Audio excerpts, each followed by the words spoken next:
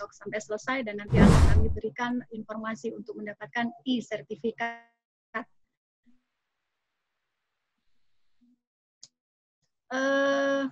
Untuk yang pertama, kami dengan Holda Wimatul Tiah untuk menyampaikan dengan fikih anak. Jadi Majelis Tarji dan Tajdid dari pimpinan Pusat Muhammadiyah ini ngaturi perso Mbak Silvi. Kalau Bu Rofah ya sudah pastilah berkutatnya dengan itu, jadi sudah pasti perso gitu ya Bu.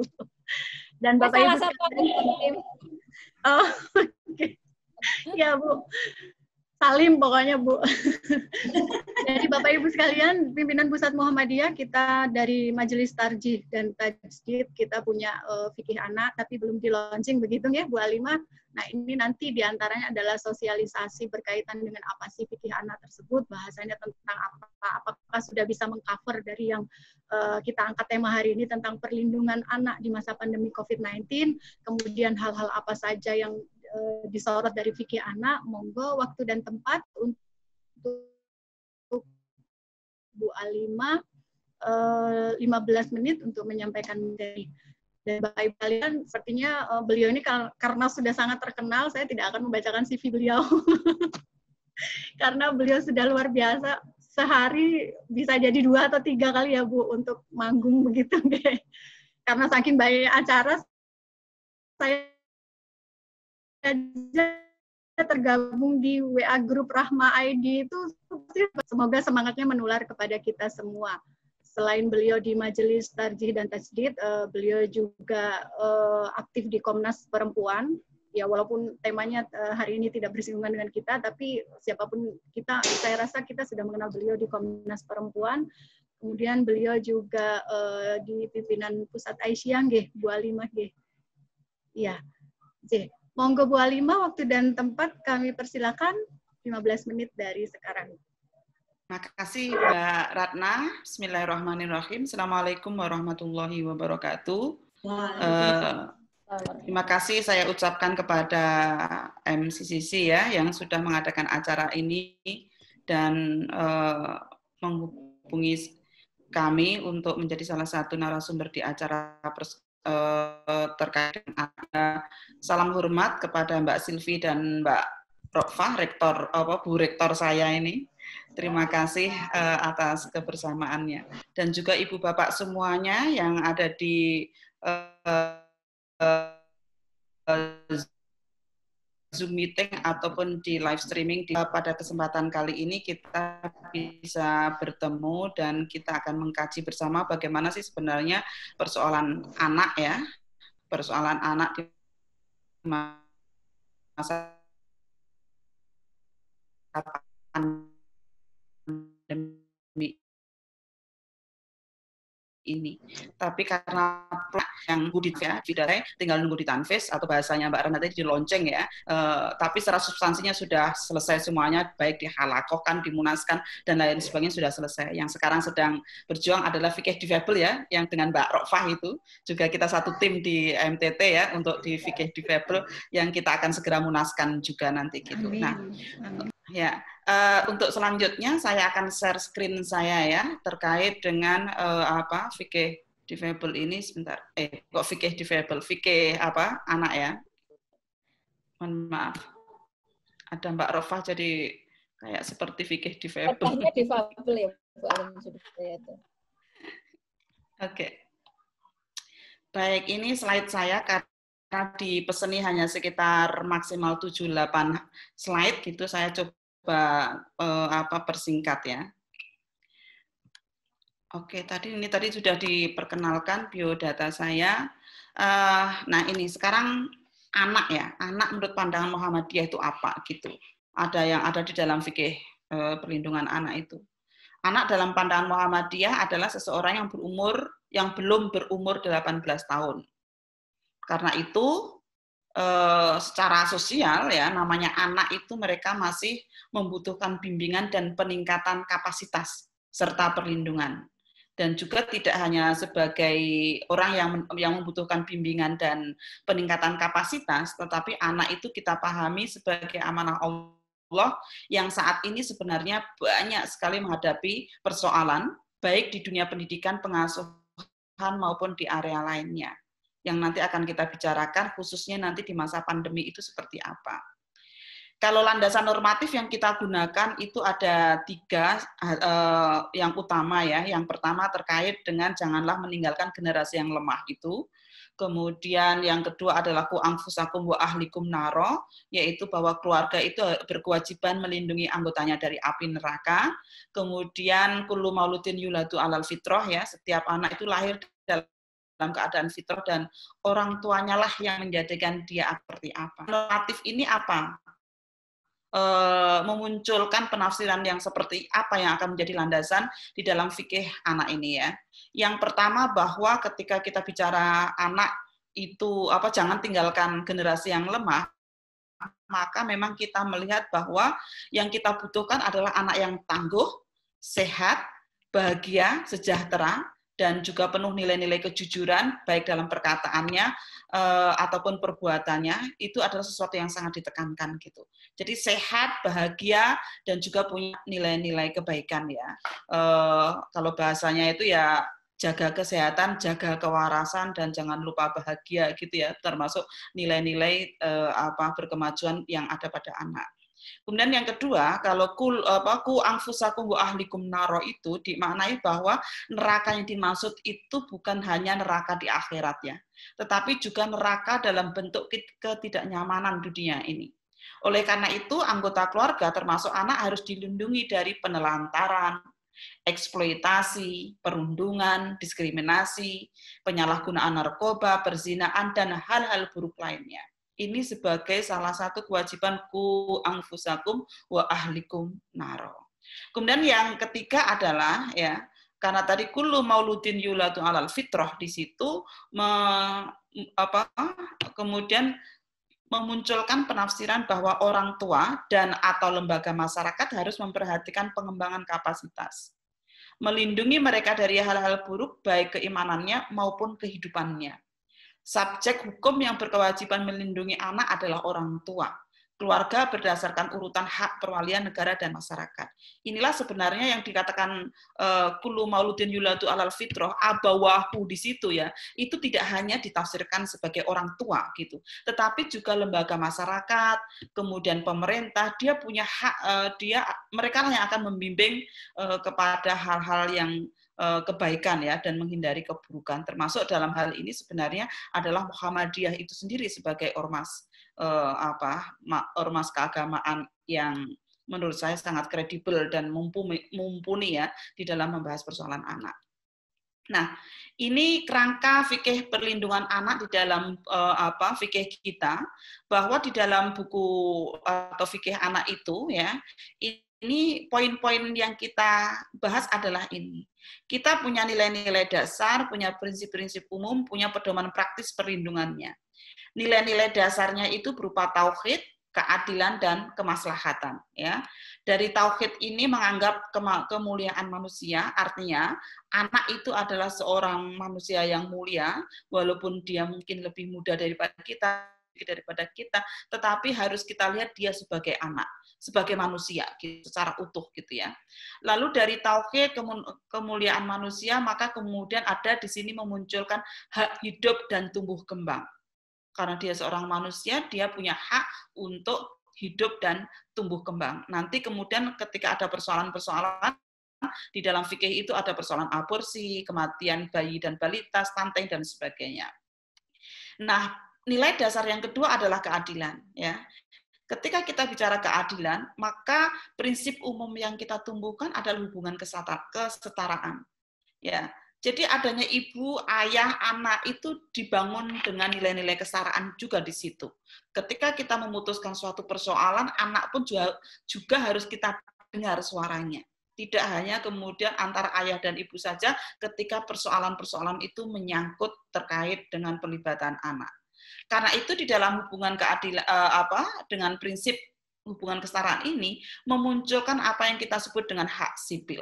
Hak sipil ini ada hak identitas anak, pengasuhan anak yang berurusan dengan hukum. Nah, ini adalah sebagai proses untuk memenuhi nilai dasar keadilan. Yang terakhir adalah tentang maslahat, ya, kemaslahatan. Kemaslahatan ini nilai umumnya, prinsip umumnya ya. Jadi nilai dasarnya kemaslahatan, prinsip umumnya adalah kasih sayang. Kemudian pedoman praktisnya kita akan bicara tentang hak perlindungan. Ini akan banyak bicara tentang pernikahan anak, pengangkatan anak, dan trafficking, kekerasan seksual, dan sebagainya. Ini hak-hak perlindungan itu akan sangat kita tekankan di dalam fikih kita ini ya. Dan kemudian pemenuhan kebutuhan hidup ya, ini menjadi sesuatu juga hak perlindungan ya. Walaupun tadi ada hak hidup dan hak tumbuh kembang, tapi semua pemenuhan kebutuhan hidup itu bagian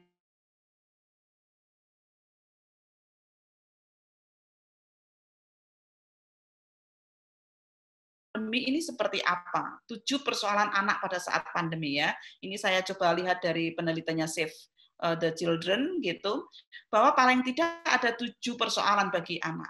Ada berkurangnya kesejahteraan anak akibat orang tua kehilangan pendapatan. Ada kesulitan mendapat layanan kesehatan, kesulitan mengakses layanan pendidikan yang berkualitas. Kemudian juga terbatasnya dukungan bagi anak dengan disabilitas. Nah, nanti mungkin akan banyak dibahas oleh Bu Rofa ya. Kehilangan orang tua entah karena wabah dan meninggal dan sebagainya. Rentan juga terhadap kesehatan mental ya, karena anak-anak sekarang ini setidaknya akan dalam penelitian setidaknya punya 2 persoalan kesehatan mental, baik masalah sulit konsentrasi, bingung, susah tidur, stres, mudah lelah, dan kesepian. Dan yang terakhir adalah bertambahnya kesengsaraan bagi korban bencana alam. Karena di Indonesia ini anak-anak juga termasuk yang lumayan ya tinggi di dalam yang kena dampak korban ini. Nah, itu kalau dari persoalan-persoalan pada masa pandemi ini. Saya tadi mencoba menghubungi dari KPAI ya, dan mendapatkan data ini bahwa pada tahun 2020 per 30 April ini kalau kita lihat persoalannya juga luar biasa sekali ya. Sudah ada 1.700 ya. Sudah ada 1.727 persoalan. Dan kalau kita lihat yang ada di sana adalah persoalan tentang keluarga ya.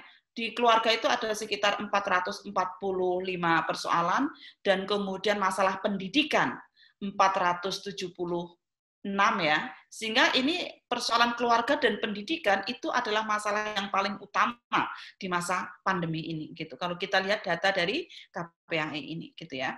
Nah, karena itu menurut saya pengasuhan selama anak di rumah dan orang tua bekerja di rumah itu memang menimbulkan persoalan. Ini data yang kita peroleh dari survei Komnas Perempuan ya. Dari 2.285 responden itu, dari penelitian survei itu kita memunculkan atau menemukan bahwa masih banyak budaya patriarki di masyarakat. Kenapa? Karena perempuan itu bekerja 4 kali lipat daripada laki-laki dalam hal mengerjakan pekerjaan rumah tangga dengan durasi lebih dari 3 jam. Perempuan lebih rentan ya daripada laki-laki. Jadi 4 kali lipat ya. Dan kemudian ada sekitar 10,3% itu hubungan mereka dilaporkan semakin tegang dengan pasangannya. Yang jelas kemudian ini akan berdampak kepada bagaimana tumbuh kembang anak. Mereka adalah yang usianya 31 sampai 40 tahun dan kemudian mereka yang kebanyakan menikah lalu juga yang mempunyai penghasilan di bawah 5 tahun. Mereka adalah kelompok-kelompok yang rentan ya, yang di masa COVID-19 ini. Terakhir slide saya adalah tawaran solusinya ya. Karena tadi persoalan budaya patriarki itu masih sangat kental sehingga menimbulkan perempuan itu 4 kali lipat pekerjaan rumah tangga dan pengasuhan, yang itu juga ketika capek berdampak kepada anak, maka menurut saya sosialisasi budaya yang egaliter dan berkemajuan terkait dengan pekerjaan rumah tangga dan pengasuhan anak adalah hal yang sangat penting dilakukan gitu. Sehingga kita butuh mensosialisasikan nilai-nilai kesalingan ya di dalam keluarga itu. Yang kedua adalah karena tadi persoalan yang utama adalah keluarga dan pendidikan, maka kerjasama antara sekolah, orang tua dan masyarakat, misalnya komite sekolah di sini ya, dalam hal mencari solusi yang terbaik untuk kepentingan anak harus diikhtiarkan. Jadi sekarang kadang-kadang sama bingungnya ya antara sekolah dan orang tua, karena itu kita harus mencari solusi yang terbaik. Apalagi sekarang itu juga dibenturkan dengan kebijakan-kebijakan yang ada ya. Jadi kayak semacam buah si malakama, mau buka sekolah itu nanti potensi terpaparnya tinggi, tapi kalau nggak buka sekolah, anak tadi persoalan psikologis, persoalan pendidikan menjadi persoalan, maka kita harus ikhtiarkan, tidak ada waktunya atau bukan waktunya lagi untuk menyalahkan ya di antara tripatrit ini, yaitu sekolah, orang tua, dan masyarakat. Kemudian juga perhatian akan kesejahteraan anak, baik karena orang tua itu meninggal, terkena bencana, wabah, karena kehilangan pekerjaan, itu lebih detail dan merata. Ya, sekarang banyak anak-anak yang tadi ya karena persoalan tadi orang tuanya tiba-tiba penghasilannya turun atau tidak punya penghasilan, jelas itu berdampak kepada anak. Nah, itu saya pikir perhatian akan kesejahteraan anak-anak itu perlu diperhatikan secara detail, dan kemudian bagaimana distribusi bantuan untuk anak itu merata. Yang terakhir adalah tidak menumpahkan kecapean, kekesalan, dan persoalan ekonomi atau persoalan lainnya itu pada anak ya. Anak dapat dipahamkan dengan situasi yang ada dengan menggunakan bahasa yang tidak abstrak. Jadi kita ajak anak kita untuk berbicara, untuk memahami situasi yang ada dengan bahasa-bahasa mereka gitu. Ini sesuatu yang sangat penting. Kadang-kadang yang terjadi karena tadi ya ibu itu sangat capek atau ayah kehilangan pekerjaan, ya ibu juga capek juga sambil bekerja di rumah, itu kemudian kecapean, kekesalan itu pada anak gitu. Sehingga solusi bahwa orang tua bekerja di rumah, tetapi di lain sisi ada anak juga belajar di rumah. Ini adalah sesuatu yang sangat kita highlight ya, mengingat persoalan-persoalan itu akan berdampak kepada generasi masa yang akan datang, yaitu anak. Saya pikir itu beberapa yang ingin saya sampaikan. Terima kasih. Ini saya menunjukkan foto keluarga saya yang mana bagaimana keterlibatan ayah di dalam pengasuhan ya. Kita selama COVID-19 ini mencoba untuk mengikhtiarkan, karena kita sholat jamaahnya di rumah, maka sehabis sholat jamaah itu kita membaca itu tanya jawab agama tarjih yang ada 8 jilid ya, yang itu alhamdulillah walaupun sudah tidak puasa tetap kita teruskan setiap kita selesai sholat berjamaah di rumah. Saya pikir hal-hal seperti ini kecil, tapi kalau kita coba ikhtiarkan akan mengurangi kesepian anak, akan mengurangi hal-hal yang kemudian menjadi anak itu menjadi hal yang kurang beruntung gitu. Saya pikir itu kurang lebihnya, mohon maaf, nanti kita akan diskusikan pas 15 menit ya. Assalamualaikum warahmatullahi wabarakatuh. Waalaikumsalam warahmatullahi wabarakatuh. Luar biasa, ternyata perjalanan untuk sampai pada fikih anak ini banyak hal yang dimatangkan begitu nggih Bu Alin, sehingga kemudian merumuskan jadi satu hal, yaitu fikih anak. Semoga nanti segera di-launching, karena sepertinya kita membutuhkan itu. Nanti Mbak Sylvie akan menyambung dengan mungkin lebih secara psikologisnya ya, karena kalau kita bicara tentang Komisi Perlindungan Anak ini berarti apa saja hal-hal yang di situ merupakan rangkaian dari apa yang harus dilakukan terutama oleh orang tua dan orang di sekitar anak itu. Kalau saya melihat sedikit tadi yang disampaikan dari Bu Alim, bahwa rangkaian atau usia anak yang diambil dari Majelis Tarjih ini adalah 18 tahun ya, kurang dari 18 tahun. Artinya seperti undang-undang negara nggih. Ya. Jadi bukan dari usia psikologis ya begitu. Nah, apakah nanti ini mungkin nyambung nanti ke Mbak Sylvie nggih, yang berkaitan dengan di Komisi Perlindungan Anak, apakah rangkaian usia ini juga sama ataukah ada perbedaan di situ dan hal-hal yang lainnya. Nah, Mbak Sylvie ini merupakan pemilik atau direktur dari Spring Up. Jadi ada semacam biro pelatihan dan kemudian psikologi juga, di situ ada Spring Up. Kemudian Mbak Sylvie juga kita ketahui bersama sebagai kepala atau ketua dari Komisi Perlindungan Anak untuk wilayah untuk daerah Yogyakarta. Saya agak ke bawah wilayah karena di PK itu ada wilayah begitu Mbak Sylvie. Padahal kalau di Komisi Perlindungan Anak ini pakainya bukan wilayah ya, tapi daerah Yogyakarta. Nah, beliau mengambil pendidikan S1, kemudian S1 dan S2-nya di sekolah di UGM, kemudian PhD-nya ada di UPM, dan kemudian mengambil graduate supervisi manajemen di Glasgow College United Kingdom. Wah, ini ternyata tahun 95 sampai 97. Berarti saya belum masuk ke sana ini. Saya belum jadi mahasiswa di di UGM.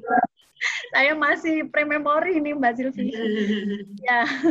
Baik, Mbak Silvi, monggo untuk waktu dan tempat 15 menit dari sekarang, saya persilakan. Terima kasih ya. Mohon maaf, dibantu screen share, nggak apa-apa ya, Mbak Nita ya?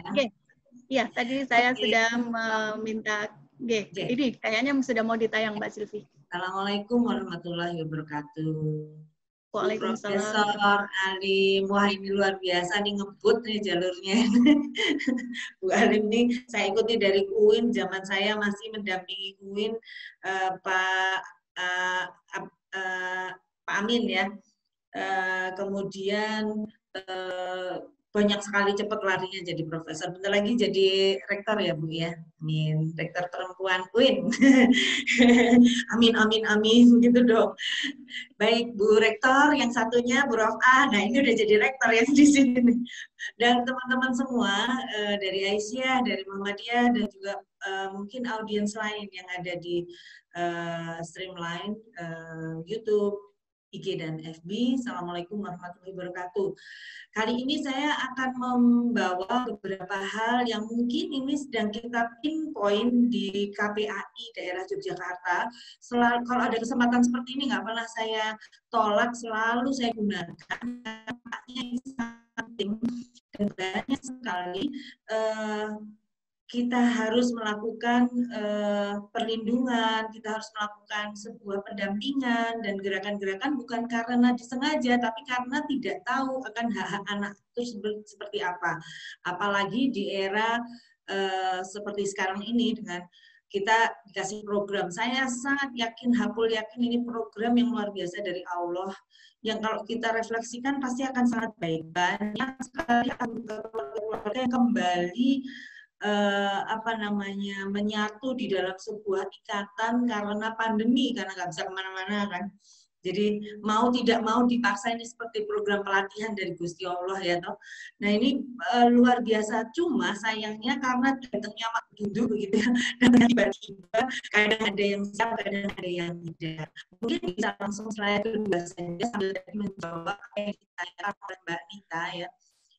Jadi panggilannya apa sih? Kalau aku manggilnya masih Nita ya, Mbak Ratna Yunita. Boleh next slide? Oke. Jadi saya akan mencoba untuk merefresh kepada semua yang hadir di sini mengenai hak anak. Jadi kita ini sudah meratifikasi dan secara hukum maupun politik kita ini terikat oleh konvensi hak anak yang sudah kita ratifikasi dan harus kita lakukan. Artinya, tadi kalau secara Islam, Bu Alim, Prof. Alim sudah menyampaikan begitu banyak fikih yang harus kita jaga, ini dunia akhirat. Nah, di dunia pun sebetulnya di ranah dunia ini, secara internasional juga ada sebuah konvensi yang harus kita ikuti.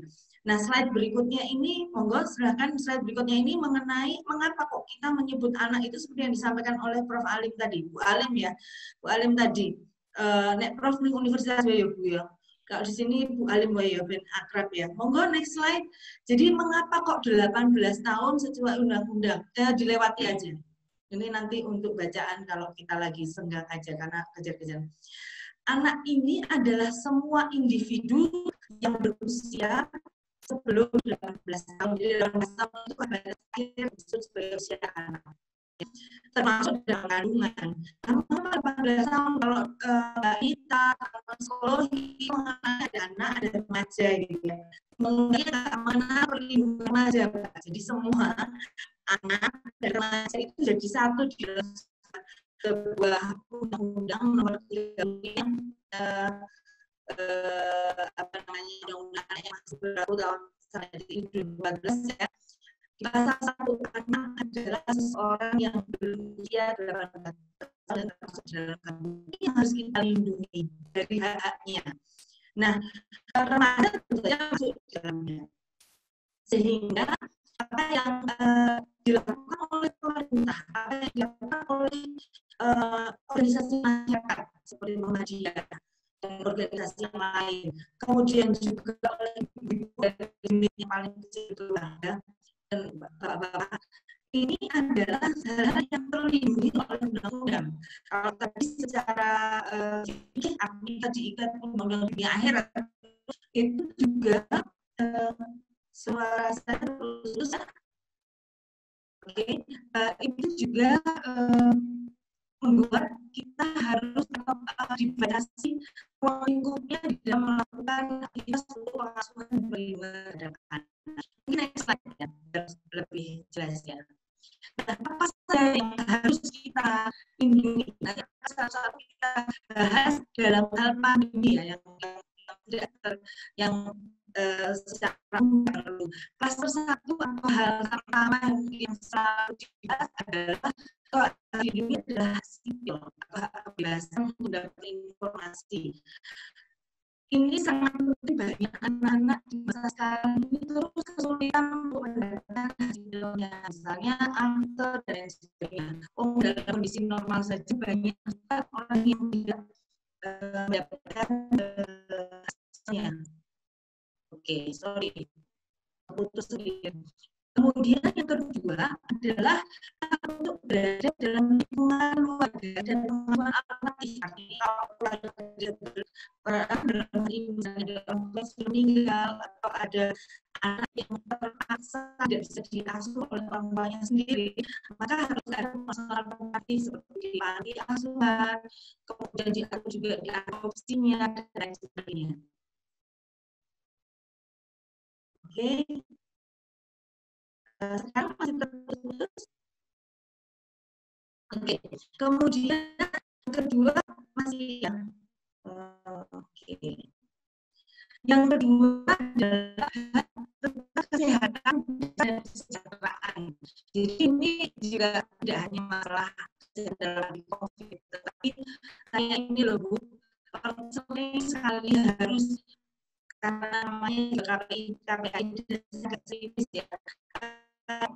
Motor atau sebenarnya biasanya naik motor gitu ya, lihat di foto anak kecil bisa makan di situ nggak pakai karena nggak pakai masker, yang jual juga tidak pakai masker. Terus saya datangi, tanya kenapa nggak dibungkus, kenapa kok tidak di apa namanya tidak di saja, kenapa harus membawa anak-anak ke tempat tidak jelas.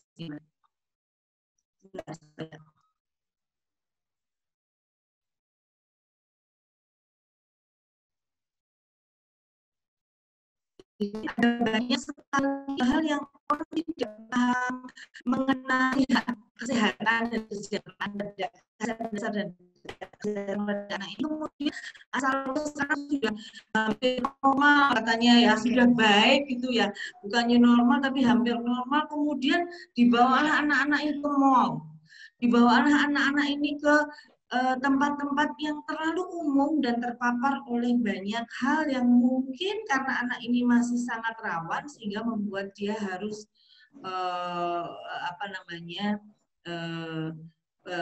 terinfeksi dan terkena beberapa paparan sakit, tidak hanya COVID. Kemudian yang keempat, ini yang menjadi simalakama adalah pendidikan, pemanfaatan waktu luang dan kegiatan budaya. Jadi anak ini memiliki hak untuk mendapatkan pendidikan. Saya agak prihatin. Kalau pendidikan yang lebih tinggi masih bisa diatur, SMA, perguruan tinggi. Tapi mari kita lihat pada pendidikan anak-anak yang TK, di mana PAUD, di mana usia-usia itu adalah usia-usia yang penuh dengan usia-usia golden ya, golden age ya, di mana pembentukan kepribadian sangat penting. Bagaimana anak-anak ini kemudian harus terpangkas aktivitas untuk membangun karakternya karena dia tidak bisa sekolah di sekolahannya, harus melakukan sekolah di rumah. Nah, sepanjang saya belajar, dulu saya ada di staf ahli di kementerian ya, di Dikti ya, itu belajarnya tentang kurikulum. Nah, enggak pernah ada tuh pendidikan PAUD secara online. Nah, ini kalau mau dicari bukunya enggak ada, jurnalnya juga enggak ada. Mengapa? Orang dari dulu itu tidak pernah membuat online education untuk early child learning karena engagement terhadap gurunya kan masih besar. Dan sekarang ini tampaknya kita lihat ya, beberapa sekolahan memaksa melakukan online, pendidikan online pada level-level pendidikan yang sangat awal seperti PAUD. Nah, ini yang membuat kita sangat perlu untuk berhati-hati. Membuat desain pendidikannya pun harus memenuhi hak pendidikan bermanfaat maklumat dan kegiatan budaya. Nah, nanti akan kita bahas lebih dalam mengenai klaster ini karena di sini agak penting ya, dan sekarang ini menjadi sesuatu yang diskusinya panjang kali lebar di Kemendikbud ya. Kemudian terakhir tentu saja hak perlindungan khusus. Bu Alim tadi sudah menyampaikan banyak kekerasan terjadi, KDRT terjadi karena hal-hal yang berhubungan dengan pemenuhan ekonomi berdampak kepada pemenuhan ini bapak ibunya stres, anaknya agak ngeyel, lama di rumah juga bosan, tidak bisa kemana-mana, terjadilah kekerasan secara psikis maupun secara fisik. Mungkin bisa dilanjutkan ini slide berikutnya. Nah, seperti apa pemenuhan di era new normal? Ini kira-kira yang akan kita bawa sosialisasikan oleh KPAID Yogyakarta ya. Seperti apa hak-hak anak dipenuhi di era new normal ini, terutama yang tadi pendidikan yang rasanya kita sering kali berargumentasi, beradu pendapat dan lain sebagainya. Monggo silahkan di slide berikutnya, mungkin bisa lebih terpapar jelas. Ya, yang pertama hak sipil. Saya lihat banyak anak yang belum mendapatkan hak untuk mendapatkan informasi yang layak dengan cara yang tepat, ya, dan sesuai. Jadi artinya informasinya benar, dilakukan dengan cara yang benar juga. Karena informasi mengenai COVID ini harus ada pada anak-anak. Mengapa? Orang akan memiliki komplimen itu apa ya? Kepatuhan dan ketaatan tinggi pada saat dia mengetahui informasi secara benar. Nah, ini harus kita berikan kepada anak-anak. Yang kedua, partisipasi anak. Banyak sekali kebijakan yang dibuat tanpa mendengarkan dari sisi anak.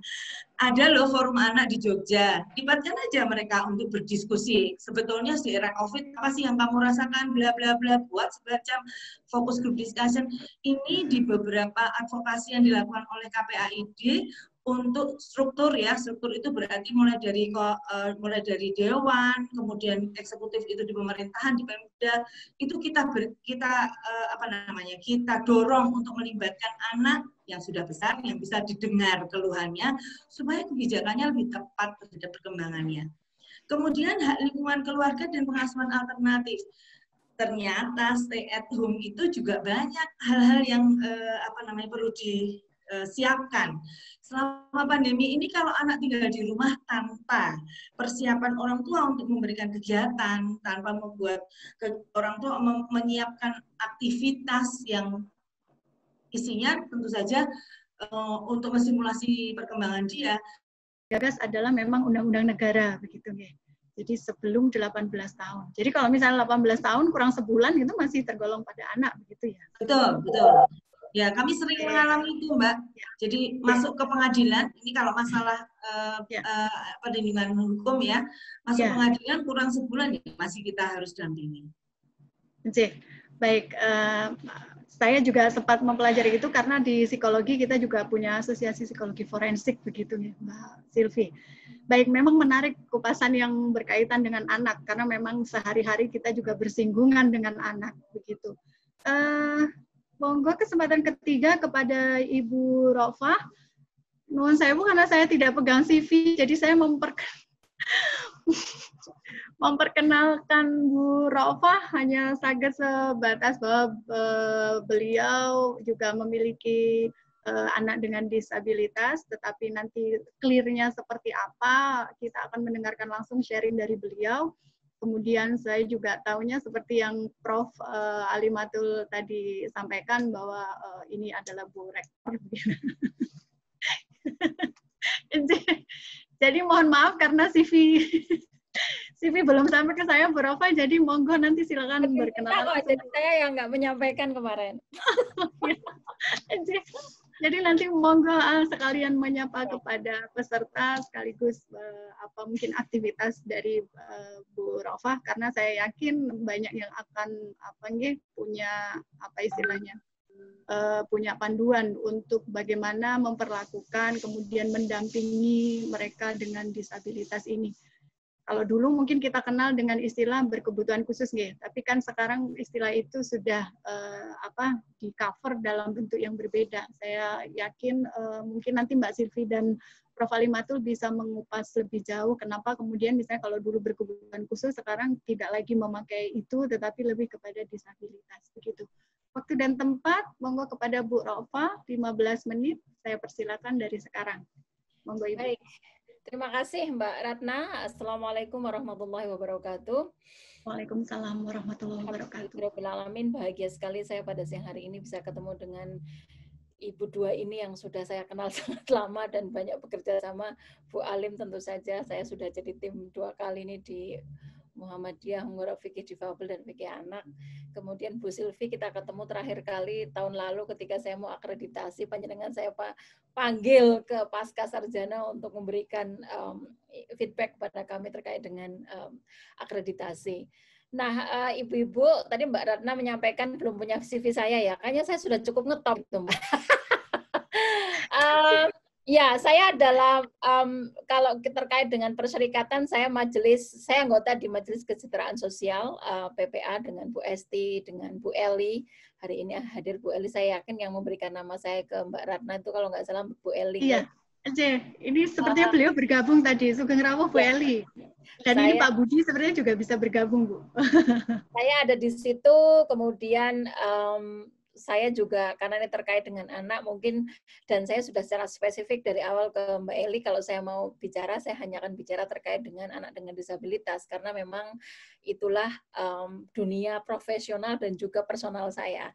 Kajian saya tentang disabilitas, saya masih tergabung saya dulu mendirikan pusat studi dan layanan disabilitas di UIN Sunan Kalijaga, dan sampai sekarang saya masih terlibat di situ. Anak saya yang nomor 2 sekarang usianya sudah 17 tahun, tetapi kalau tadi melihat kategorinya kan masih kategori anak, itu adalah seorang anak laki-laki yang memiliki autisme, sehingga saya bergaul sehari-harinya dengan disabilitas. Nah, saya akan bicara dalam konteks ini. Kalau tadi Bu Alim sudah bicara dalam konteks perempuan, ke fikih, kalau Bu Silvi tadi bicara dari konteks KPAI, saya akan secara spesifik bercerita saja tentang bagaimana pengalaman saya terkait dengan merespon COVID untuk anak dengan disabilitas, dan juga melihat bagaimana kebijakan dan praktek yang ada perlu ditingkatkan untuk merespon kebutuhan-kebutuhan spesifik terkait dengan penyandang disabilitas atau anak dengan disabilitas. Permasalahan terminologi seperti yang Mbak Ratna sampaikan tadi itu juga permasalahan penting, tapi itu sangat panjang ceritanya. Panjang sekali Mbak, kalau dalam kajian disabilitas ngomong terminologi, maka mungkin tidak akan punya waktu untuk kita cover pada kesempatan kali ini, tapi cukup bahwa terminologi yang sekarang itu dipakai adalah penyandang disabilitas, legal formalnya, atau anak dengan disabilitas. Tapi kami bersama saya dan Bu Alim di Fikih Difabel itu kemudian memutuskan untuk memakai istilah difabel, yang itu juga banyak disuarakan oleh teman-teman aktivis dan difabel sendiri ya, yang kepanjangan dari different abilities sebenarnya, atau differently able people, kemudian dalam bahasa Indonesianya tersingkat menjadi difabel. Nah, ini dua terminologi ini yang sekarang banyak dipakai. Anak berkebutuhan khusus juga masih sangat banyak dipakai dalam konteks pendidikan, dan itu menurut saya juga tidak masalah gitu. Oke, saya nggak tahu apakah saya bisa share screen, Mbak. Mbak Ratna, bisa? Sebentar. Iya, Ibu bisa, karena Ibu sudah co-host sekarang. Monggo silakan. Oke. Saya nggak tahu ini. Saya coba ya. Ibu. Saya di mana nih kliknya? Oke. Saya akan mulai dari sini. Ini gambar anak saya. Ini adalah anak saya yang sekarang usianya sudah 17 tahun. Dan baru saja merayakan 17 tahunnya beberapa hari yang lalu. Saya akan memulai dengan ilustrasi bahwa 2 hari yang lalu anak saya ini tantrum. Dia anak dengan autism. Tantrum adalah sesuatu yang biasa sebenarnya bagi anak autis karena kehambatan komunikasi yang dimiliki sehingga mereka terkadang ketika tidak bisa mengungkapkan apa yang dirasakannya, maka yang keluar adalah tantrum. Saya agak kaget karena anak ini sudah tidak tantrum sejak usia 10 tahun. Sudah lama sekali Day namanya, tidak tantrum. Tetapi 2 hari yang lalu tiba-tiba dia teriak-teriak, menjerit, dan menangis. Dengan suaranya yang sudah berubah karena dia laki-laki. Saya itu makanya kata kakaknya, anak saya yang perempuan, Day itu sudah tidak tantrum sejak suaranya itu masih belum suara laki-laki. Maka ketika dia tantrum kemarin kita semua terhenyak kaget. Nah, ini adalah salah satu bukti yang paling nyata bahwa kondisi COVID yang kemudian menyebabkan isolasi, gitu ya, anak dengan disabilitas itu tidak banyak teman tentu saja, tapi dia sehari-hari masih sekolah dengan kondisi isolasi ini, maka tentu saja dia sangat terisolasi. Kemudian juga kebosanan karena tidak ada aktivitas yang banyak ya, selain aktivitas bersekolah di Zoom dan juga renang dan main sepeda bersama saya dan bapaknya. Itu aktivitasnya terbatas. Nah, kondisi ini yang saya yakin kemudian menimbulkan stres. Dia udah beberapa hari tidak tidur. Ya, salah satu simptom dari anak dengan autism juga mereka kadang punya problem untuk tidur. Kalau anak yang tidak difabel saja dalam kondisi seperti ini susah tidur, apalagi anak dengan kondisi disabilitas yang ritmenya itu harus terganggu. Nah, ini tidak tidur. Itu beberapa hal yang dialami oleh anak saya ya, dan itu akan membawa saya bercerita tentang apa sih sebenarnya problem-problem yang dialami oleh anak dengan disabilitas. Saya akan mulai dari sini. Ketika kita bicara bencana ya, dalam kondisi ini adalah pandemi COVID, itu ada sebuah rumus yang sudah sangat dikenal. Ada yang namanya hazard. Bencana itu terjadi ketika ada hazard dalam ini adalah pandemi, kemudian kerentanan dan exposure. Orang individu dengan disabilitas termasuk anak dengan disabilitas karena kondisi fisik, emosi dan sebagainya itu adalah kondisi-kondisi yang ada pada kerentanan tinggi. Sehingga ketika ada bencana yang terjadi, tentu saja kerentanan yang mereka miliki itu jauh lebih tinggi daripada orang lain. Itu satu. Kemudian yang kedua, yang sering kali juga dilupakan, anak disabilitas itu ya samalah dengan anak lain, membutuhkan kasih sayang, perawatan, waktu, perhatian. Nah, kalau itu juga berlaku untuk anak dengan non-difabel, maka anak disabilitas juga sama saja butuh itu. Maka hal-hal yang tadi sudah disampaikan oleh Bu Sylvie dengan Bu Alim kurang lebih juga sama. Tetapi dengan intensitas yang sedikit lebih tinggi. Kemudian ini, kalau kita bicara tentang fakta bagaimana anak dengan disabilitas dalam konteks COVID, itu ada beberapa hal yang patut untuk dicatat. Yang pertama adalah aksesibilitas informasi. Jadi tadi Bu Sylvie sudah menyampaikan, anak itu butuh informasi yang jelas terkait dengan COVID. Nah, untuk anak dengan disabilitas, informasi itu bukan hal yang gampang didapat. Karena informasi yang ada itu masih diberikan secara mainstream gitu ya. Belum ada informasi-informasi atau sangat terbatas informasi yang kemudian diakomodasi atau disesuaikan sesuai dengan kebutuhan penyandang disabilitas. Maka kalau kita tanyakan adakah informasi COVID yang menggunakan huruf Braille misalnya. Kemudian adakah yang informasi di TV atau yang lain yang berbahasa isyarat? Sekarang sudah ada sedikit muncul gitu, tapi juga jumlahnya masih sangat sedikit. Kemudian bagi mereka dengan atau anak dengan disabilitas pada konteks intelektual disabilitas ya, apakah itu autism, apakah itu Down syndrome, ataukah itu hambatan pembelajaran yang lain, maka dibutuhkan informasi yang mudah diterima, sederhana dan sebagainya. Dan itu sangat tidak gampang dalam COVID karena informasi yang COVID itu kan dipenuhi dengan istilah bahasa asing toh. Ada ODP, ada PDP, ada physical distancing dan sebagainya. Itu harus diolah sedemikian rupa sehingga bisa dikonsumsi, bisa diakses oleh anak dengan disabilitas. Untuk anak saja itu sudah sulit loh menciptakan informasi yang seperti tadi gitu. Nah, ini ditambah dengan hal-hal yang tadi. Kemudian problem yang kedua tadi juga sudah dibahas oleh pembicara sebelumnya, kekerasan yang meningkat, kekerasan domestik perempuan ibu dalam kondisi COVID itu jelas berimplikasi terhadap anak dengan disabilitas. Belum juga ditambah lagi ya dengan kondisi ya seperti saya, kalau tidak kuat-kuatnya ibu yang menghadapi anak dengan disabilitas tiap hari, tantrum, sering tantrum, tidak pernah tidur, siapa yang tidak stres orang tua itu menghadapi kondisi seperti itu.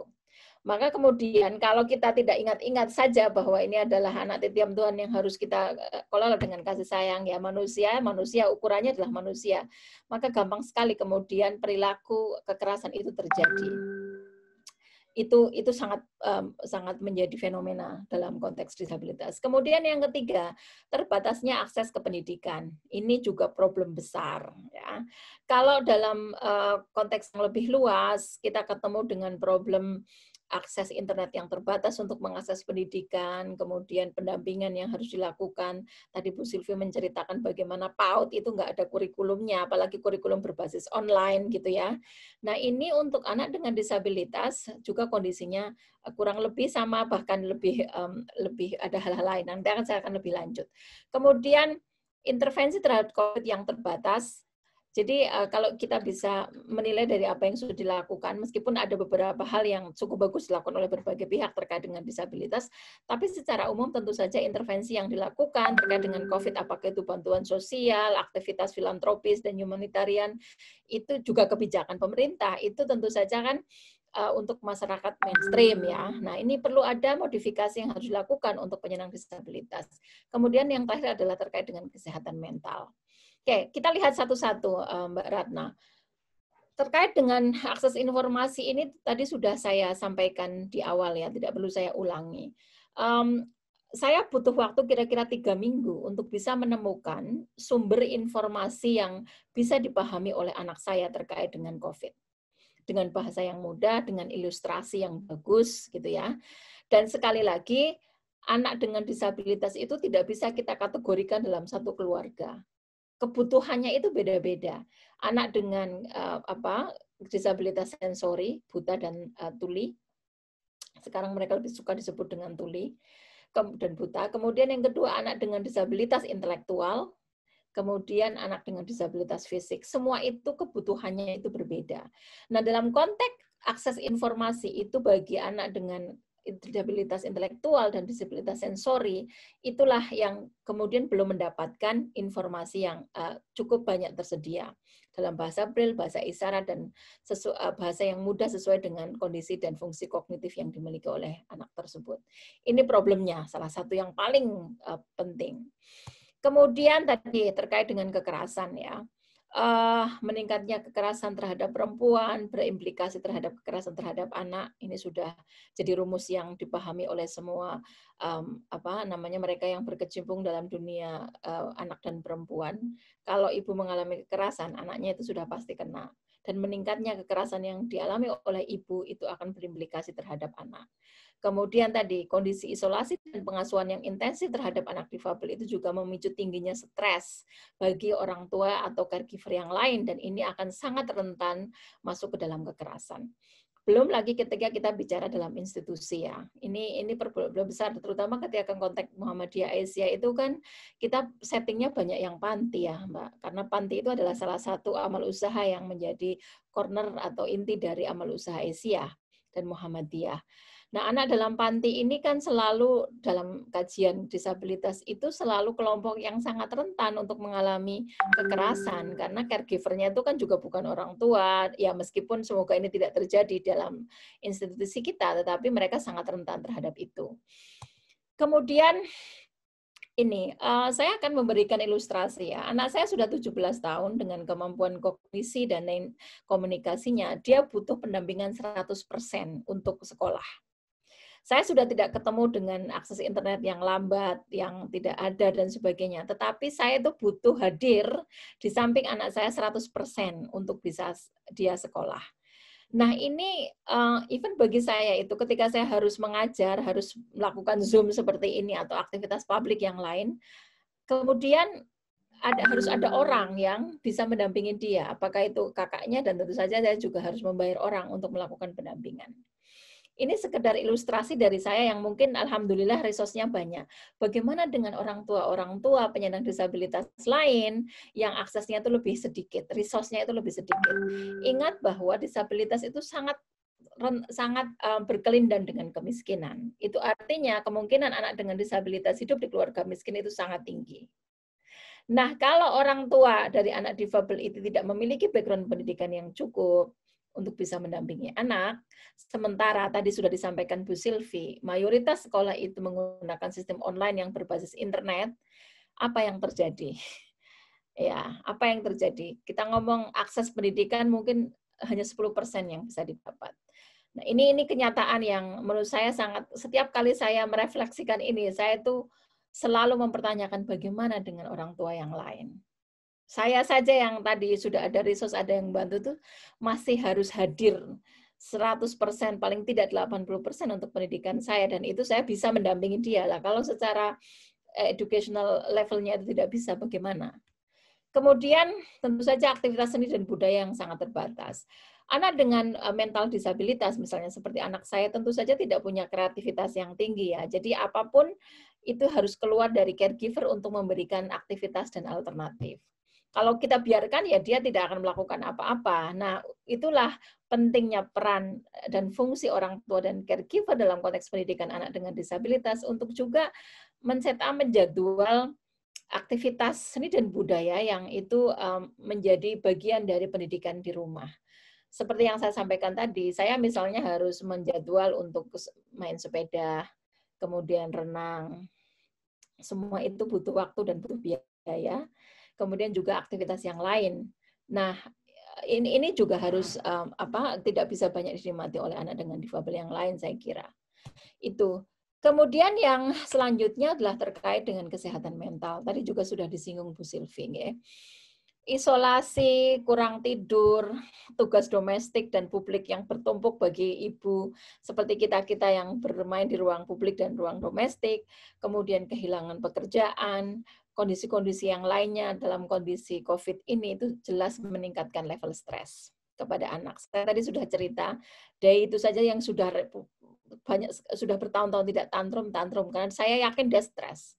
Dia yang biasanya nggak punya kesulitan tidur, tidak bisa tidur berhari-hari. Kadang-kadang sama sekali tidak tidur. Ini jelas juga indikasi dari stres. Untuk itu maka pendampingan psikologis dan pendampingan mental itu menjadi satu hal yang sangat perlu diperhatikan oleh penyedia pelayanan sosial, baik itu pemerintah ataupun aktor di luar pemerintah untuk menyediakan ini. Kemudian terbatasnya intervensi ya, maaf ini judulnya agak salah.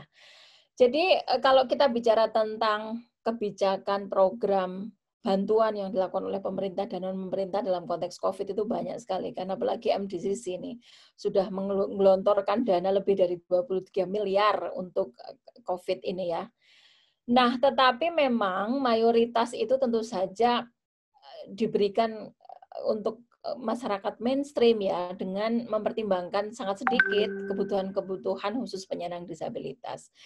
Nah, dalam konteks penyandang disabilitas termasuk anak dengan difabel, kondisi ini tidak selalu bisa bantuan dan kebijakan itu atau program bantuan itu tidak selalu cukup gitu kan. Misalnya terkait dengan obat misalnya saja ya. Anak-anak dengan dalam kondisi cerebral palsy misalnya itu, bahkan beberapa autis itu membutuhkan asupan obat yang sangat reguler, dan itu pasokannya itu saya dengar dari teman-teman itu juga banyak terganggu karena COVID. Ini problem besar. Kalau tidak mengkonsumsi obat, sebagian orang itu nggak tidur ya, kayak dia itu kalau kadang-kadang harus diberi obat tidur untuk bisa istirahat, karena kalau tidak anxiety-nya tambah tinggi dan dia akan menyakiti diri sendiri dan sebagainya. Kemudian pelayanan kesehatan juga sekarang kan prioritasnya untuk mereka yang COVID. Kita itu ke rumah sakit itu takut, kan? Karena pelayanan memang tidak prioritas dan juga tadi kondisi-kondisi akses fisik lain yang juga terganggu. Nah, bagaimana dengan penyandang disabilitas yang itu butuh terapi yang reguler dan sebagainya, yang itu sedikit banyak terganggu. Urusan diaper saja, Mbak ini juga ibu-ibu, itu seringkali juga menjadi isu besar. Mungkin kalau di Indonesia nggak terlalu, tapi dari beberapa teman di luar misalnya yang di mana isu tisu dan diaper itu menjadi isu besar, maka kehabisan diaper itu menjadi sangat mengganggu bagi individu dengan disabilitas. Ya, tidak hanya anak-anak, tapi juga mereka yang pakai kursi roda kan harus pakai diaper gitu. Nah, ini kalau itu langka karena pasokannya terhambat dengan kondisi COVID, itu sangat mengganggu dan itu bisa menimbulkan iritasi, kemudian penyakit yang lebih serius. Nah, ini satu. Untuk itu maka sekali lagi kebantuan sosial dan juga program-program perlindungan sosial semasa COVID itu perlu diakomodir untuk bisa secara spesifik tadi mengakomodir kebutuhan-kebutuhan spesifik terkait dengan disabilitas. Nah, saya akan menutup ini dengan apa yang bisa dilakukan baik oleh pemerintah ataupun kita sebagai penyedia layanan sosial ya terkait dengan COVID. Yang pertama, memastikan aksesibilitas informasi dan pelayanan kesehatan serta pendidikan dan aspek-aspek pelayanan penting lain terkait dengan COVID. Tadi sudah saya paparkan kondisinya. Kemudian yang kedua, ini penting, memastikan bahwa bantuan sosial selama COVID itu mengakomodir kebutuhan khusus penyandang disabilitas, termasuk anak dengan disabilitas. Ada yang namanya additional cost atau beban tambahan, biaya tambahan untuk menjadi difabel, ya tadi kayak obat, diaper, kemudian aksesibilitas itu juga menjadi tambahan, karena kalau yang lain bisa pakai motor, penyandang disabilitas kadang-kadang tidak bisa pakai motor, harus pakai mobil, kan? Kemudian pendampingan lebih, ini biaya caring ya, biaya caring itu belum ada dalam kebijakan sosial kita. Jadi ibu dibayar sebagai pendamping atau biaya adanya tambahan, kalau dalam istilah luar itu sering disebut dengan respite care. Jadi gimana sih saya sebagai ibu anak difabel itu bisa istirahat sebentar saja. Kemudian negara ataupun penyedia layanan sosial membayar orang lain untuk menggantikan tugas caring itu luar biasa beratnya itu. Dan itu belum ada. Nah, kalau dalam konteks ini bisa dilakukan luar biasa. Mudah-mudahan Muhammadiyah dan ASI bisa melakukan itu. Kemudian yang ketiga, mengakomodir kebutuhan khusus tadi, baik itu obat, pelayanan kesehatan yang itu termasuk terapi dan sebagainya. Dan yang terakhir adalah, ini belum saya sebutkan di awal, lupa, tapi penting saya sebutkan bahwa tingkat infeksi penyandang disabilitas, tunanetra misalnya yang banyak menggunakan rabaan itu sangat tinggi. Untuk itu maka higienitas itu lebih diperlukan bagi sebagian kelompok penyandang disabilitas. Saya misalnya di PLDU UIN Sunan Kalijaga, Pusat Layanan Difabel, itu menyemprot kos-kosan mahasiswa tunanetra. Di samping juga pasokan hand sanitizer yang tidak berhenti ya, karena untuk memastikan itu mereka yang menggunakan banyak rabaan itu bisa terinfeksi, terlepas dari atau meminimalisir infeksi tadi. Nah, itu mungkin Mbak Ratna yang bisa saya sampaikan terkait dengan anak disabilitas. Untuk lebih jauhnya nanti. Terima kasih. Assalamualaikum warahmatullahi wabarakatuh. Waalaikumsalam warahmatullahi wabarakatuh. Terima kasih Bu Rofah. Sharing yang luar biasa ya, karena energinya Ibu ketika mendampingi Mas D tadi, saya rasa Ibu harus menyiapkan energi yang lebih daripada kita semua gitu. Saya aja maksudnya yang selama ini mendampingi anak saya, maksudnya saya harus kayak ditampar gitu Bu. Saya masih kadang-kadang suka ngeluh gitu. Jadi hari ini saya belajar untuk paling tidak mengurangi mengeluh gitu, karena ternyata masih ada beban yang jauh lebih besar mungkin di Bu Rofah atau ibu-ibu yang lain yang memiliki anak dengan disabilitas tadi. Baik, sudah ada satu penanya yang raise hand. Bentar, saya cek dulu tadi. Siapa nggih? Monggo yang mau bertanya tadi Bu Muf. Siapa ya? Abida. Abida. Oh iya. Monggo Bu Abida. Silakan sudah di-unmute belum ya? Masih di mute. Mbak Mas mungkin bisa dibantu untuk Bu Amidah untuk meng-mute untuk di-unmute supaya bisa bertanya.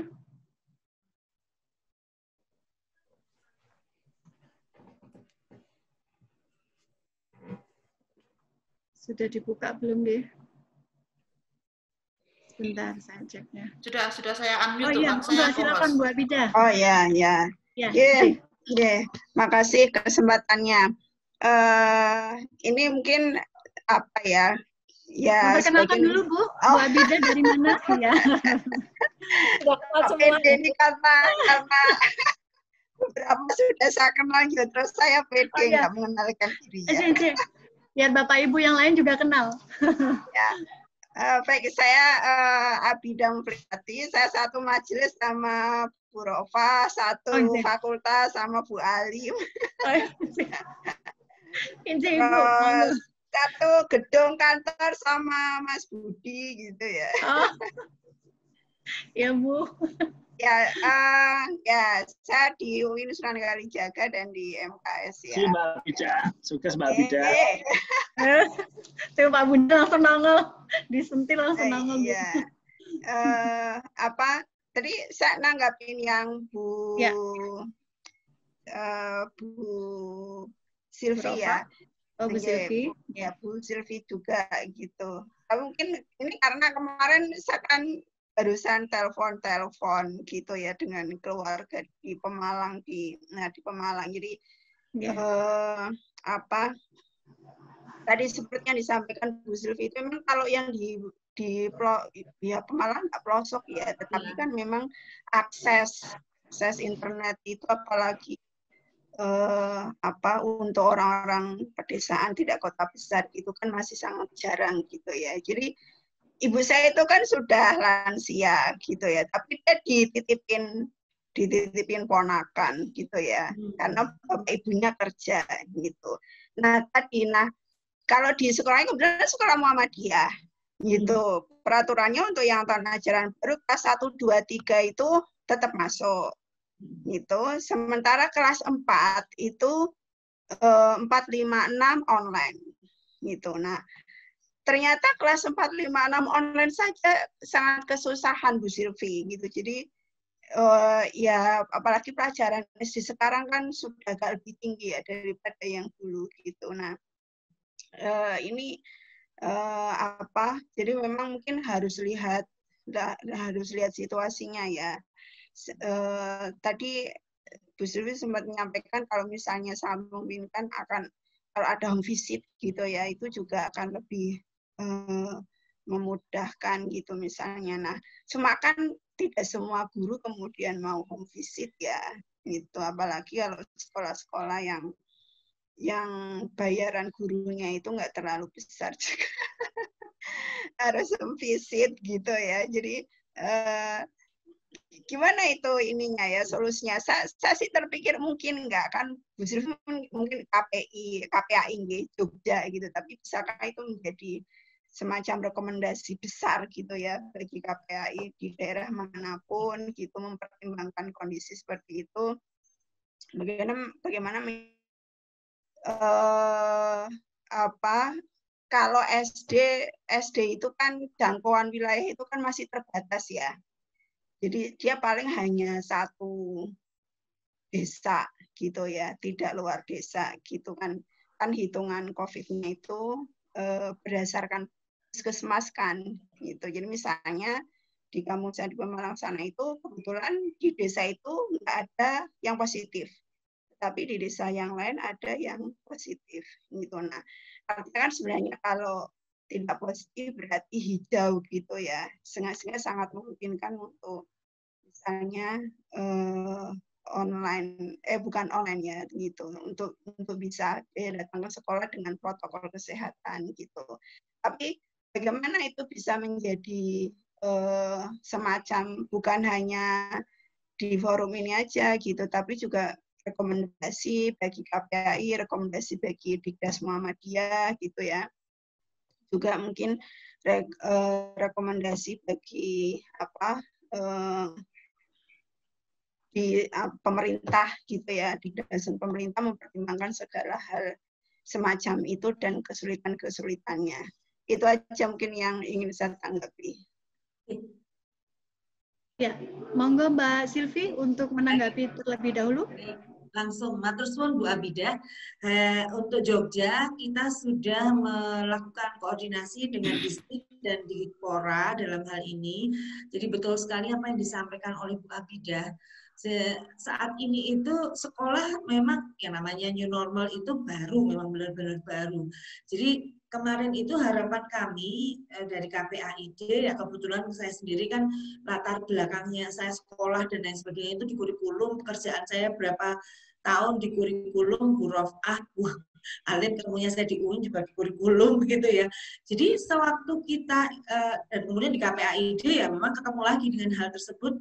Dan sewaktu kemarin itu masa libur, itu sebetulnya yang kita harapkan adalah sekolah ini melakukan mapping, baik mapping terhadap kemampuan siswa maupun semacam rasio guru dan murid. Kemudian mapping inilah yang akan digunakan untuk membuat strategi baru.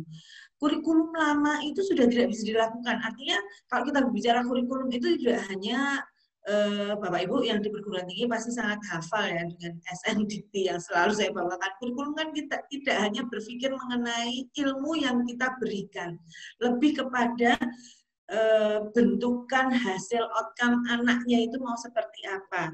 Nah ini kan tidak bisa kita sampaikan hanya dengan online saja, dan online yang seperti sebelumnya itu crash program itu adalah sesuatu yang kita tidak di tengah jalan kita sedang menjalankan pendidikan lalu terpaksa harus berhenti dan menggunakan daring. Mestinya tahun ini tahun baru pendidikan, tahun ajaran baru pendidikan maksud saya, perlu didesain kurikulum yang berbeda, di mana mapping ini sangat penting dan itu sepertinya belum ya banyak dilakukan oleh sekolah-sekolah.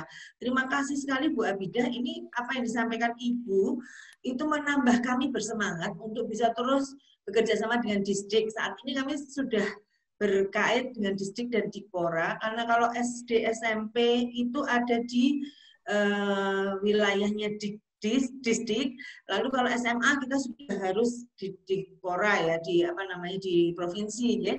Kemudian kalau perguruan tinggi mungkin sepertinya teman-teman di Dikti itu sudah sangat lanyah ya dengan daring, dengan apa yang harus dilakukan kepada mahasiswa, walaupun saya lihat mahasiswanya ya jadi alas-alasan gitu. Nah ini yang tidak kita inginkan. Dan kebayang ini berapa, 1 tahun itu kalau di dalam dulu saya nulis disertasi itu tentang pendidikan karakter, dan waktu untuk membentuk karakter itu hanya 3 bulan, 4 bulan untuk SD dan PAUD itu sudah cukup. Nah kalau sekarang ini itu tidak kita lakukan, misalnya gini, yang biasanya bangun tidur pagi menjadi siang, 3 bulan, 6 bulan, wes jadi bangsawan semua itu nanti, bangsa Netanyawan semua kan.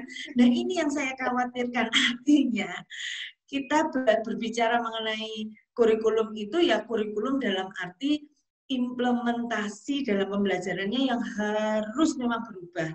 Terutama pada saat tadi disampaikan oleh Bu Abidah, jika di daerah tersebut memang tidak bisa online.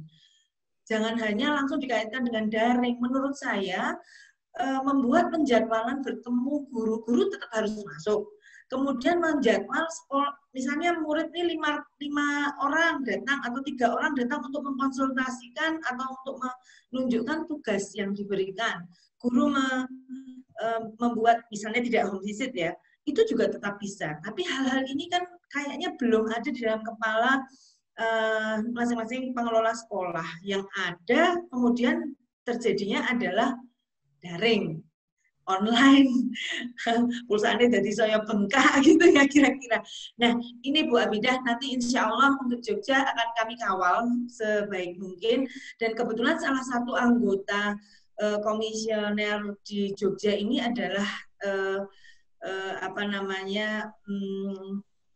penggiat Aisyah. Jadi nanti untuk khusus karena Muhammadiyah ini kan banyak sekali. Jadi kita dulu kalau di Dikti itu sering guyonnya begini Bu, perguruan tinggi ada 3 jenisnya, PTN, PTS, dan PTM. Yang satu perguruan tinggi Muhammadiyah.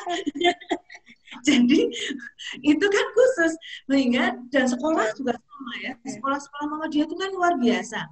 Kami akan mencoba untuk mendekati selain pada distrik dan di Pora juga pada sekolah-sekolah Muhammadiyah. Itu akan menjadi perhatian kami terutama di Jogja ya. Moga-moga biasanya akan kami laporkan ke pusat, koordinasi dengan KPAI pusat sehingga bisa semoga bisa menjadi salah satu contoh Jogja ini untuk bisa mendorong aktivitas pendidikan yang lebih manusiawi dan membangun karakter di era new normal ini. Mekaten Ibu Abidah.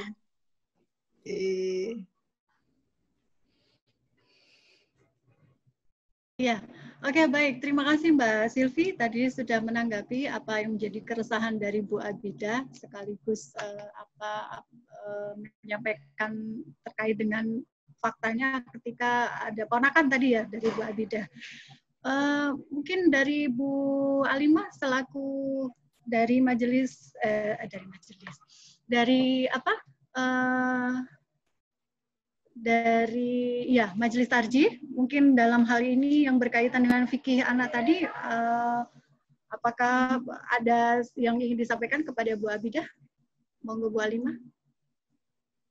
Ya, kalau di fikih atau pendekatan agama itu ya bagaimana apapun yang kita ikhtiarkan itu tetap selalu melibatkan nilai-nilai ilahiyah ya, bahwa apa yang kita usahakan itu adalah sebagai kewajiban kita untuk memenuhi hak-hak anak itu, yang itu sebenarnya tidak hanya dipertanggungjawabkan di dunia ya, tapi juga dipertanggungjawabkan di akhirat nanti gitu. Sehingga memang kita pada masa pandemi ini semuanya kaget gitu ya, tetapi kekagetan itu kemudian jangan dipolitisir oleh kelompok-kelompok tertentu untuk diambilkan keuntungan ya, tapi marilah suasana yang kaget bersama ini ya kita ikhtiarkan untuk bekerja bersama begitu. Pihak sekolah ya itu ya juga harus rajin-rajin untuk mengundang, memetani potensi-potensi wali ya, wali murid yang mungkin bisa diajak kerjasama gitu kan. Itu yang paling tidak yang kita lakukan ya. Kalau saya kan kebetulan ketua komite SD Muhammadiyah Sapen ya saya itu ya. Nah kemarin ketika misalnya sedang mendiskusikan tentang biaya daftar ulang itu ya kita sebagai komite ya harus mengkomunikasikan kepada sekolah ya, jangan naik, kalau bisa malah turun dan sebagainya gitu, karena situasinya kayak gini gitu ya, kita harus bekerja sama begitu gitu loh. Kemarin kalau kita misalnya kalau saya di komite itu awal-awal 1 bulan atau 2 minggu 1 bulan kok sekolah masih adem ayem ya kita Pak kita harus zoom dong gitu, kita bicarakan apa yang terjadi ini gitu, apa yang bisa kita rencanakan bersama gitu ya, sehingga memang ikhtiar yang tidak konvensional itu sekarang dibutuhkan karena kita sedang menghadapi sesuatu yang tidak konvensional, sesuatu yang tidak biasanya, yang itu dari berbagai pihak ya. Jadi berhentilah untuk saling menyalahkan, tapi juga berhentilah untuk manfaatkan kepada hal-hal yang kurang baik ya, tapi kita manfaatkan bersama gitu. Saya pikir itu ya Mbak Nita ya, sekaligus closing statement saya ya, karena ini sudah waktunya harus selesai gitu. Terima kasih. Iya, terima kasih Bu Alimatul. Poinnya adalah jangan mudah untuk menyalahkan, dan tapi juga jangan mudah juga untuk memanfaatkan. Nah ini saya rasa sesuatu yang betul-betul memang harus maksudnya tepos liro, kita memang semuanya dalam kondisi seperti ini ya, jangan untuk bisa saling mengambil salahnya begitu. Kalau bisa kan malah saling membantu begitu ya Bu Alimah ya. Terima kasih Bu Alimatul. Terakhir Bu Rofah. Mbak, sebentar ada lagi bisa nggak Mbak? Oh iya, monggo ya, 2 menit ya Bu. Sebelum ditutup Mbak Rofah ya. Mungkin tadi Bu Alim tadi bilang soal fikih kan dari Tarjih ya. Mungkin nggak misalnya ada kan bahasanya kayak robot, nggak kedengaran. Kita sudah Oh, keputus-putus ya. Muhammadiyah itu kan kemarin ada fikih Idul Adha, fikih disabilitas, fikih ini ya. Nah di COVID itu kayaknya saya belum nemu deh fikih sekolah gitu misalnya ya. Gitu, jadi bisa jadi nggak itu misalnya Fikih bencana.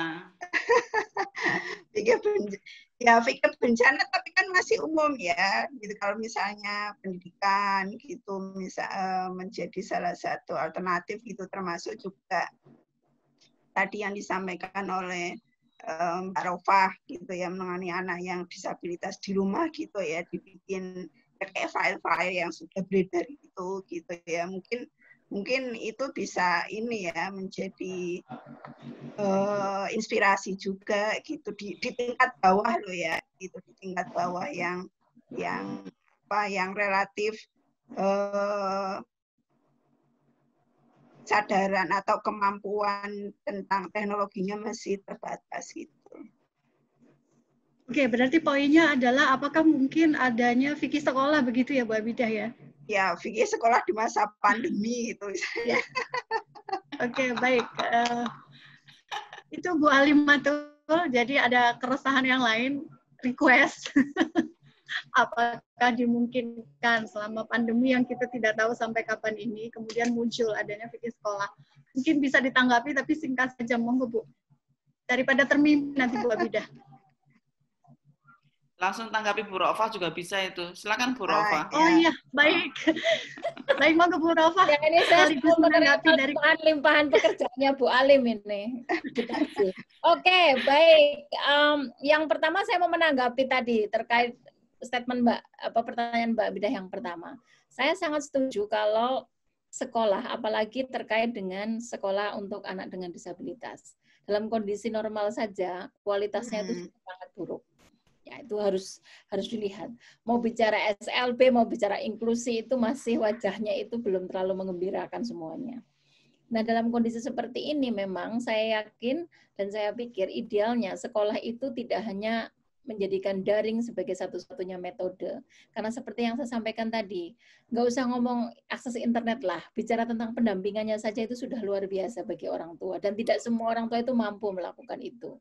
Maka, untuk anak-anak dengan disabilitas, nanti saya akan kembali ke Bu Silvi sebagai KPI. Monggo Bu, disuarakan, ya. Mekanisme yang beragam untuk pembelajaran anak disabilitas selama pandemi.